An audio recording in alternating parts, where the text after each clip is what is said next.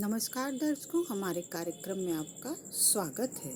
सावन भोलेनाथ का सबसे प्रिय महीना है। इस दौरान भगवान भोलेनाथ की आराधना की जाती है। श्रावण मास में भोले शंकर की अगर पूरी श्रद्धा से अर्चना की जाए तो भक्तों की सभी मनोकामनाएं पूर्ण होती हैं। कहते हैं अगर आप भोलेनाथ के 12 ज्योतिर्लिंगों के दर्शन करते हैं तो आपको अत्यंत शुभ फल प्राप्त होता है। इससे पहले के वीडियो में हमने आपको पहले ज्योतिर्लिंग के बारे में बताया था। उसे देखने के लिए आप हमारा पहले वीडियो का लिंक देख सकते हैं जो हमने इस वीडियो में सेंड कर दिया है। आज हम आपको दूसरे ज्योतिर्लिंग के बारे में बताएंगे।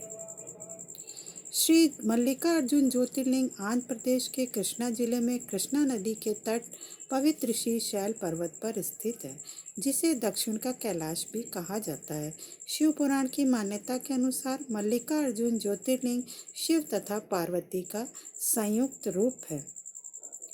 कहा जाता है कि यहाँ महादेव माँ पार्वती के साथ विराजते हैं।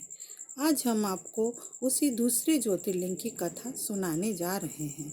पौराणिक कथाओं के अनुसार एक बार शिव पार्वती के पुत्र स्वामी कार्तिकेय और गणेश दोनों भाई विवाह के लिए आपस में कलह करने लगे। कार्तिकेय का कहना था कि वे बड़े हैं इसलिए उनका विवाह पहले होना चाहिए, किंतु श्री गणेश अपना विवाह पहले करना चाहते थे। इस झगड़े पर फैसला देने के लिए दोनों अपने माता पिता भवानी और शंकर के पास पहुँचे। उनके माता पिता ने कहा कि तुम दोनों में से जो कोई इस पृथ्वी की परिक्रमा करके पहले यहाँ आ जाएगा उसी का विवाह पहले होगा। शर्त सुनते ही कार्तिकेय जी पृथ्वी की परिक्रमा करने के लिए दौड़ पड़े। इधर स्थूलकाय श्री गणेश जी और उनका वाहन भी चूहा, भला इतनी शीघ्रता से वे परिक्रमा कैसे कर सकते थे। गणेश जी के सामने भारी समस्या उपस्थित थी। श्री गणेश जी शरीर से जरूर स्थूल हैं, किंतु वे बुद्धि के सागर हैं। उन्होंने कुछ सोच विचार किया और अपनी माता पार्वती तथा पिता देवाधिदेव महादेव से एक आसन पर बैठने का आग्रह किया। उन दोनों के आसन पर बैठ जाने के बाद श्री गणेश ने उनकी 7 परिक्रमा की, फिर विधिवत पूजन किया।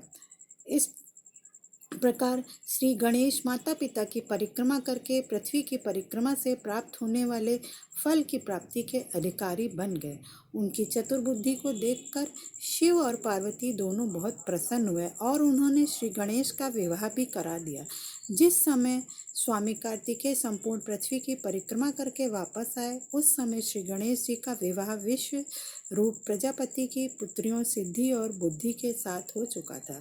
इतना ही नहीं, श्री गणेश को उनकी सिद्धि नामक पत्नी से क्षेम तथा बुद्धि नामक पत्नी से लाभ, ये 2 पुत्र रत्न भी मिल गए थे।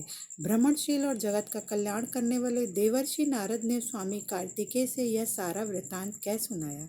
श्री गणेश का विवाह और उन्हें पुत्र लाभ का समाचार सुनकर स्वामी कार्तिकेय अत्यंत क्रुद्ध हो गए और नाराज होकर वे अपने माता पिता के चरण छूकर वहां से चले गए।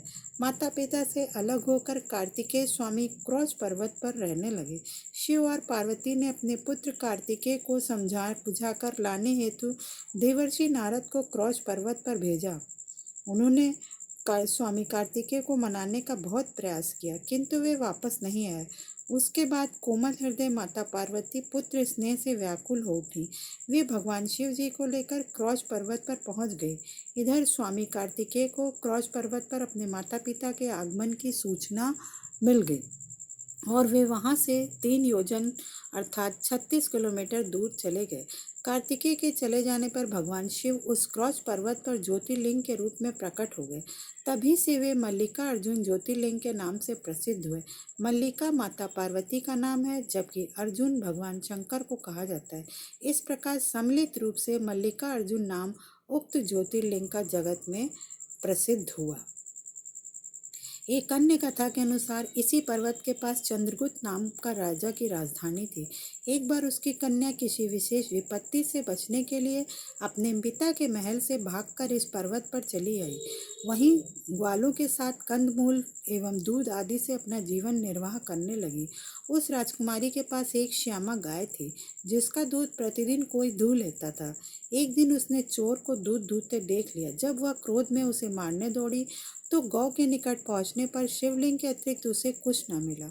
बाद में शिव भक्त राजकुमारी ने उस स्थान पर एक भव्य मंदिर का निर्माण कराया और तब से भगवान मल्लिकार्जुन वहीं प्रतिष्ठित हो गए। कहते हैं कि मल्लिकार्जुन शिवलिंग का दर्शन, पूजन एवं अर्चन करने वाले भक्तों की सभी मनोकामनाएं पूर्ण हो जाती हैं। वह सभी प्रकार की बाधाओं से मुक्त होते हैं और इसके साथ ही उन्हें अनंत सुखों की प्राप्ति होती है। ओम नमः शिवाय।